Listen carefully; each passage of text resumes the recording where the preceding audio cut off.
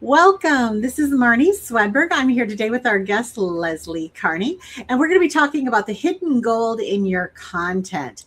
Grab a notepad because you're going to want to take some notes about the 5 places you're overlooking valuable content right now, why you must stop creating new content every day and what to do instead, how to find the gold nugget quotes hidden in your talks, books, and interviews, 7 ways to turn one podcast interview into weeks of posts, 5 types of social media posts every speaker, author, and ministry leader already has, why your testimonials and reviews are marketing assets, not just nice feedback, 3 simple ways to turn speaking engagement videos into reels and short form content, and how to create a content bank so you never run out of ideas. Our guest today is Lesley Carney. She's a Christian speaker, author, and retired educator who helps women find healing and purpose while equipping leaders to maximize the impact of their message. You can learn more about her over at LesleyCarneySpeaks.com and invite her to speak via womenspeakers.com. Welcome to you, Lesley. Great to have you here. Oh, thank you so much, Marnie. It is great to be here. I am so excited to share with you and the women today. We have a ton of ground to cover. This is exciting. I love this. People always say when they're with me, it's like drinking out of a fire hose, and I can tell that's what this is going to be.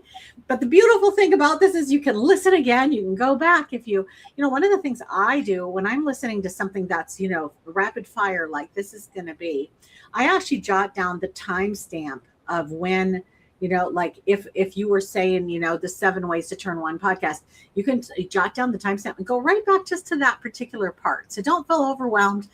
This is being recorded, and you're welcome here today.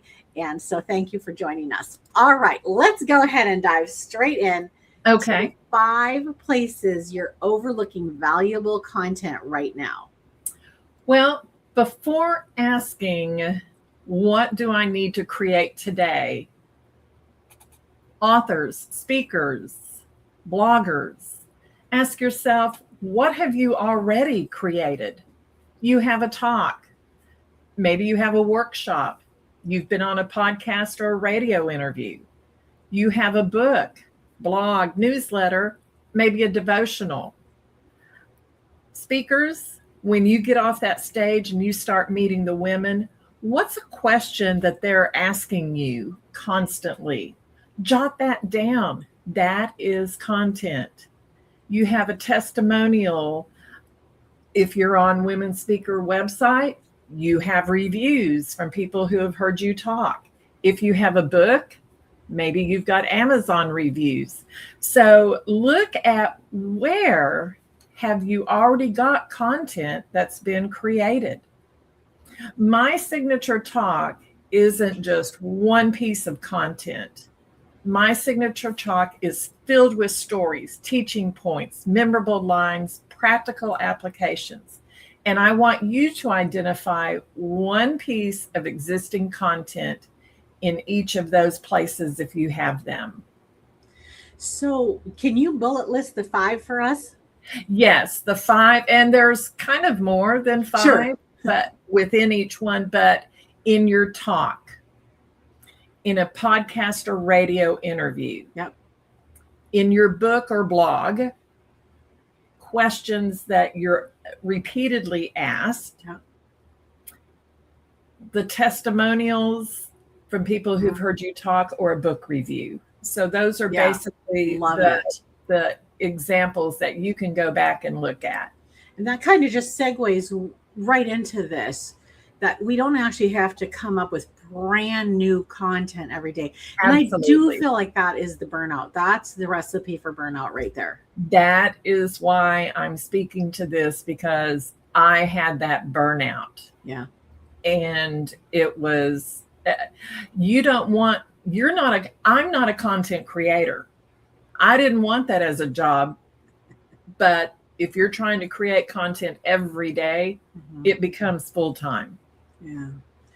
So I was thinking about one of the things I've said is, let's say that you have a book. Okay. So if you have a book, then you can chunk that down backwards all the way from a book to multiple articles to Absolutely. multiple blog posts, to many social shares, to all the way down to, like I always say, my smallest thing is a tweet, at X, Right. where it's very short.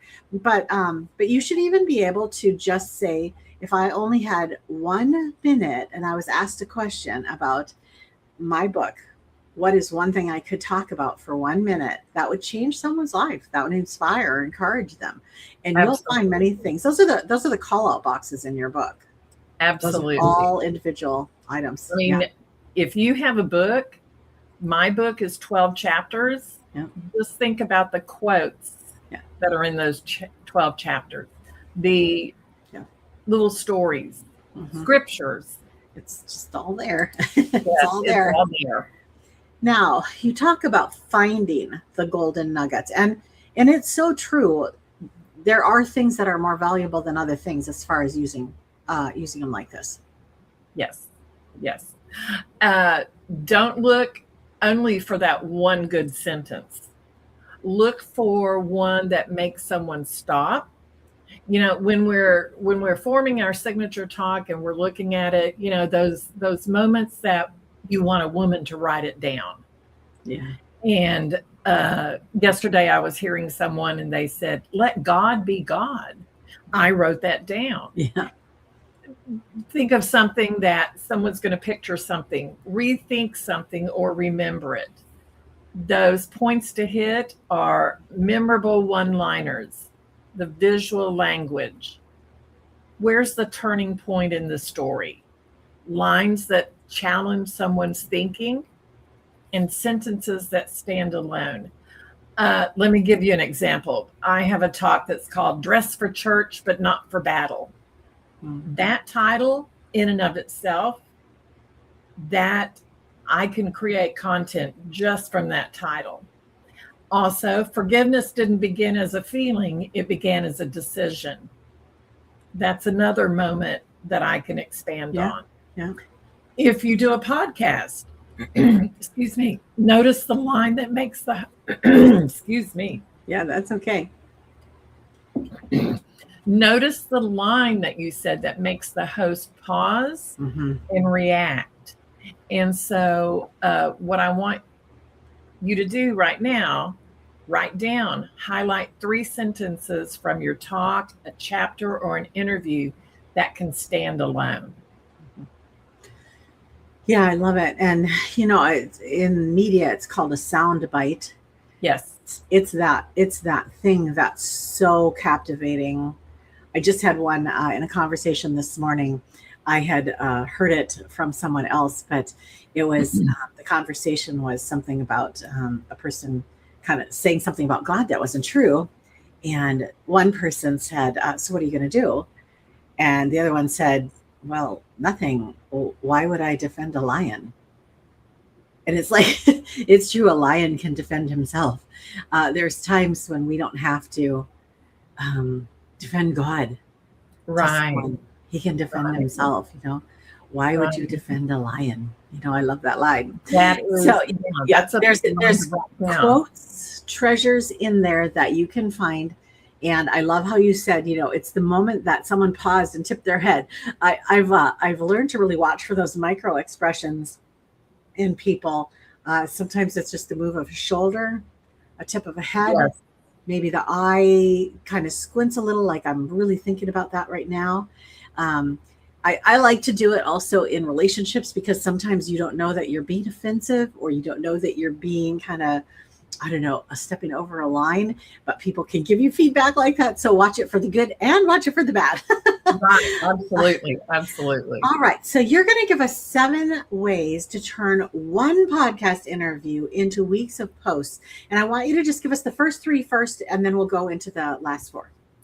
Okay. Well, first of all, a podcast, if you are being interviewed, you're not the owner of the material. So whenever I've been on quite a few podcasts here recently. So one of the things I do before I accept is I talk to the host, get permission that either usually they're not going to send me their MP4, which is the file that I can look around at, but they give me permission that I can use any of the podcast in my social media. So that's the first thing. Make sure you have permission because they own that content. And then once I have that, you can get a copy of the transcript, especially, and most of them do put it on YouTube. You can get a copy of the transcript. So then you have the whole podcast if you don't get the video itself. But treat the interview as that one source, but you can post a quote.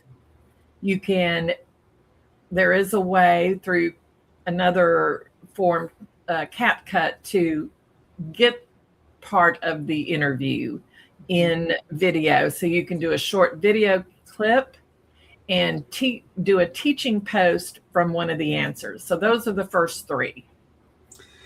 Yeah. So what you're saying, the last one there, the teaching post from one of the answers, I always say, everything that we say, you can say it in a tweet, you can say it in a social post comment, you can say it in a 300-word blog post, you can say it in an article, you say it in a book. So there is so much underneath everything. And when we pause and we say, what else was here that I didn't get to address in that podcast? There you go. You've got all kinds of more content going on there. What's number 4? Number 4 is a story post. So maybe you've told part of a story or just a little bit.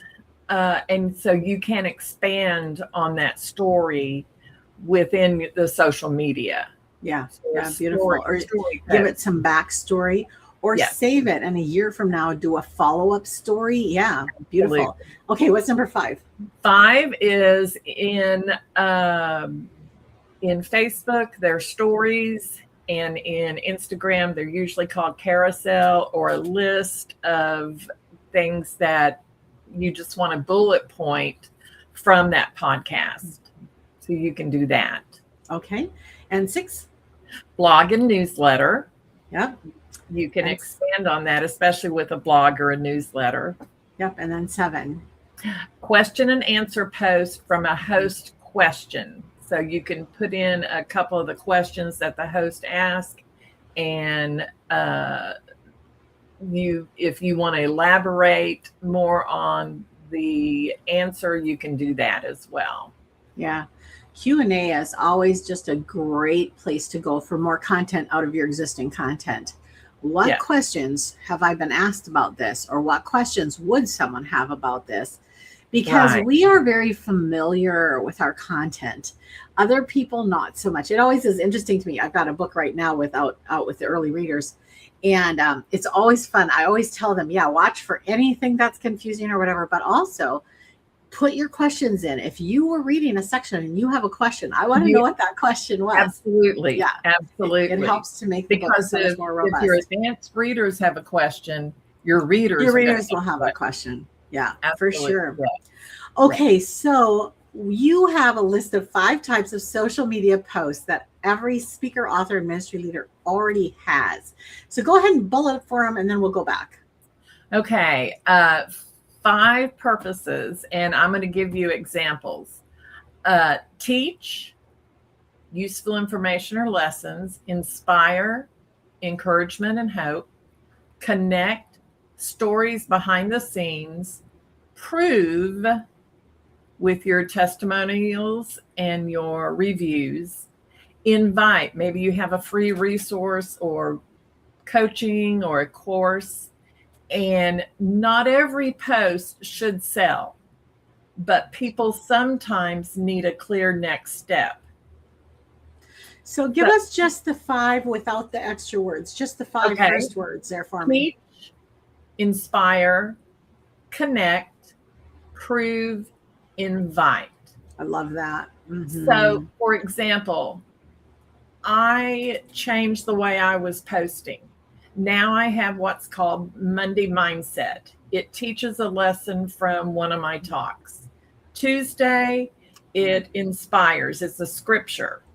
Wednesday, I do a connection. I use video from the farm animals, vegetation, and it's called I've Noticed. And it's just a voiceover. It's not me. It's the farm animals. Oh, okay. Thursday, I do the prove is I will put a review up with something to, talk about. This is my book. This is what someone says about my book. And then Friday is called First Step Friday. I invite someone to take that first step in their journey towards healing. And then I have a resource that I direct them to. And so my followers now have a pattern of what to expect from me. This reminds me, it's so funny. It reminds me way throwback to my grandma. And on Monday, it was, laundry day. And on Tuesday, it was ironing day. And on Wednesday, it was cleaning day. And that's so funny. Yeah. That was so how we would organize themselves back then. And now we're doing it with social media. I love it, though. It's when we did the social media and marketing summit just a few weeks ago. Right. So good. And one of the key things that always comes out is consistency. So people know what to expect from you. Yeah. And that's why I started doing this, because I wasn't consistent. Yes. Because I thought I had to come up with something new every day. Right. And so I was just at a point of burnout. And so I was like, no, and so once I tapped into what I already had, it makes it so much easier. Yeah. I love that. So good. Let's talk about testimonials and reviews. So first of all, in this culture, testimonials and reviews are just huge. You've got to have some, and you need to at least spend some time focusing on that. It can happen organically for sure. But if it doesn't happen organically, you need to invite people to do this for you. And you can use even wording that, you don't give them the words to say, right? But you can give them some examples of things to put in it. Like you could tell people how it made you feel, or a takeaway that you had, or you can share how it shifted a paradigm for you, or something that changed in your life after you did this or experienced this. You can help people give you a good testimonial, but these are important. And once you get them, like you just are going to talk to us right now about, they aren't just a nice thing you put out there. They have more uses. They have more uses because they let somebody else describe your value, your impact, which carries a different weight than you saying, hey, I'm a great speaker. Come hire me at your next event. It gives you that value.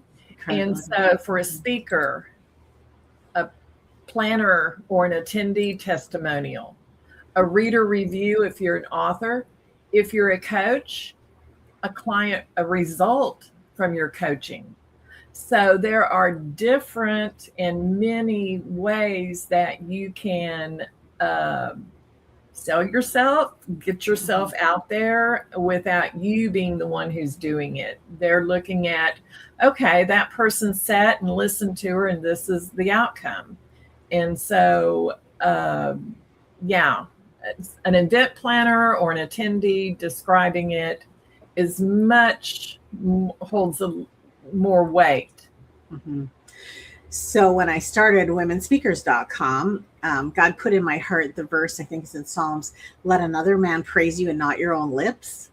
Absolutely. And that's where the recommendation tab on the profiles came from, was because God put in my heart that it was really important that we got recommendations from people who have heard us speak and put those out there for the planners. And it increases the credibility so much. If you put yourself in the place of, let's just say in this situation, a planner, she's looking at a speaker that she has never met, and she's thinking of putting that speaker on her platform for a whole weekend, maybe.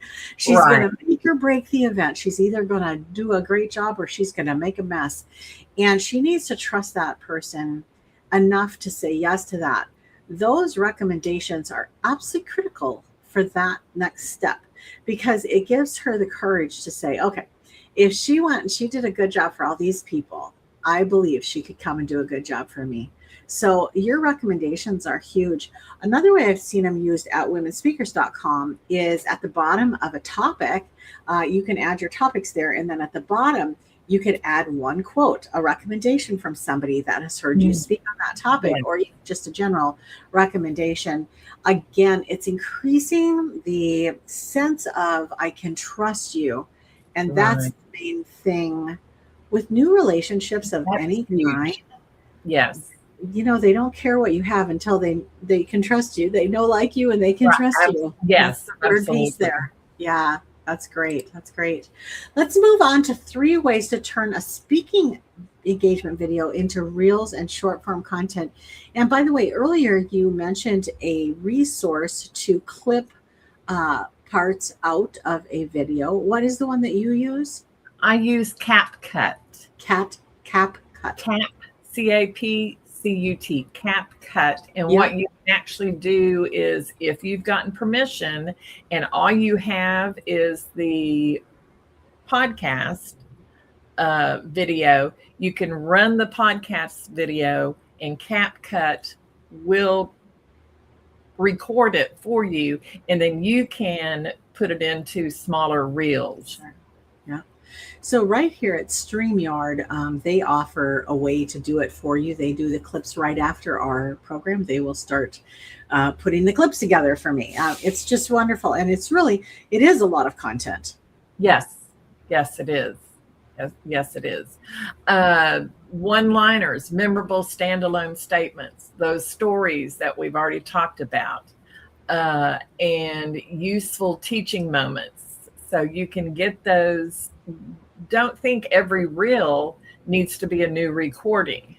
Use your existing footage that you already have. And you can just think, let's say after we're finished, and if I wanted to go through this, look at all the different little clips you could have based on just this 30 minutes. So if you do an hour podcast, you've got a lot of content for reels. Yeah. Absolutely. And especially because the reels can be very short. They can be anywhere from just a few seconds up to a minute. They can be longer, but the shorter ones tend to do better. The shorter ones, especially on Facebook and Instagram, 60 seconds is still a little stretching it. Yes. Yeah. We are a very fast-paced viewership now at this point. Yes. Now, how do you keep track of all your content? Well, you have to do what works for you, but you want to keep it simple. So maybe you want to use Word, a spreadsheet, a notes app, digital folders, whatever's going to make it easier for you to keep it. My categories are quotes, stories, teaching points, questions, the testimonial, any of the ones that I pointed out. That's the headings that I have. And so once I plan and get that, I will drop everything in the different folders. And so then when it's time to post, I don't have a blank screen that I'm staring at. And in case you don't know, you can link your business. I have a Facebook speaker place, and then I hit profile, and then I have my Instagram. You can link your Facebook and your Instagram together. You can actually schedule posting in Facebook for a couple of weeks ahead of time. And so that's what I do. I sit and get that done, bring out the content, schedule it to be posted, and then each day I do Monday through Friday, and it'll post for me. Yeah. I'm going to go ahead and take a moment here and share my screen. Let me just pull something up here before I do that, because I want to just show you guys on the back side of what it looks like to be Marnie doing social media. Hang on one second. Where is my tracker? Here's our tracker. I'm going to go to history because you can see it better here. So let me pull my screen up real quick here. And I'm going to share my screen, entire screen. Here we go. All right, and so I'm going to go over to our tracker, and you can see that we have the columns here. These have already been posted. These are the dates.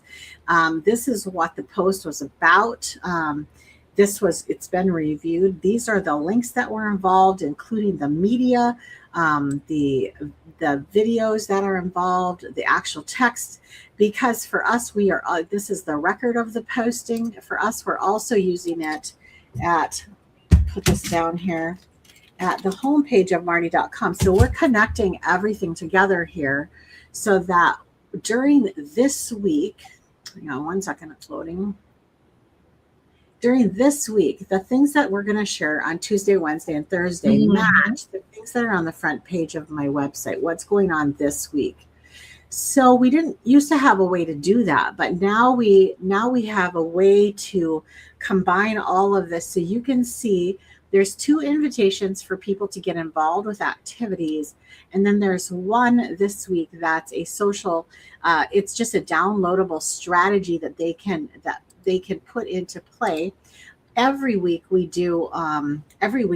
usually do a, a song is usually what's in the middle. Then we have one shareable and one activity, either an interview like this. So like this week we had too many things. We had so many things we didn't get yours on there. Sometimes you would be on that front page. So it just kind of depends on what's going on, what hits that front page. Right. But as you're going forward, I was just thinking, as we're talking about how do you connect all these things and reuse them, your website needs to be changing frequently. That's one of the reasons why womenspeakers.com is a #1 Google search engine ranked site, is because it's constantly changing, just constantly having new recommendations, new topics, new comments in there. And so that is one of the ways that you can get found by people, but also it gives them a reason to keep coming back. Otherwise, you put your website out there one time and it's stagnant forever, for a year or 2, and then finally you change it up again, which is fine. And honestly, that's what I did for years and years and years. There's nothing wrong with it. I was excited when we came on this way to combine what we were already doing for social media with something that could help rejuvenate the web page as well. Yes. Yeah. Good. And I want to say one thing. When I first started, I had 12 followers, and I knew all of them. Like, you follow me, I'll follow you. Now, after 3 months of being consistent and using hashtags and things like that, I have 83, which isn't huge, but if I walked onto a stage and I looked out into an audience and saw 83 people sitting there, that's 83 people that are sitting there. Right. That's getting the message that I have to share in my ministry that God has put on my heart. So 83 followers that do not know me, that look for my content, to me, that's my blessing. I'm so grateful that you were vulnerable and shared numbers here. I want you guys to know that growing a ministry, growing your socials, yeah, sure, you might be the person that just has that grand slam hit.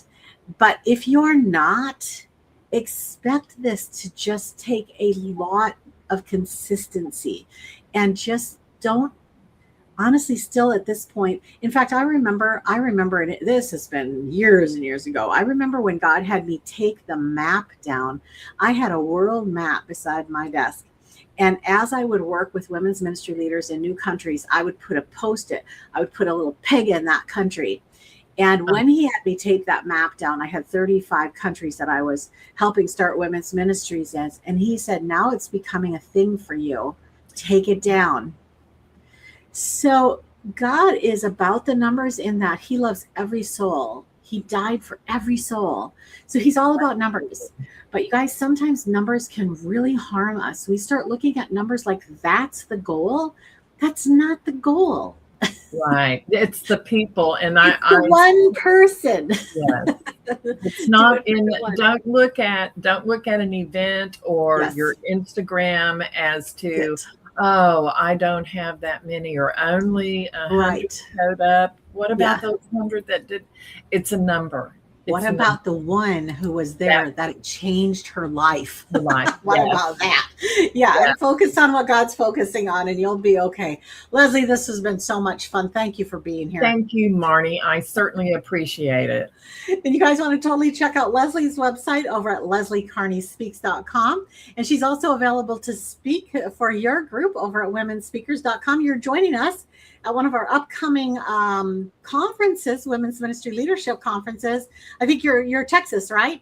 Texas. I'll be in Houston on the 10th. Houston on October 10th. All right.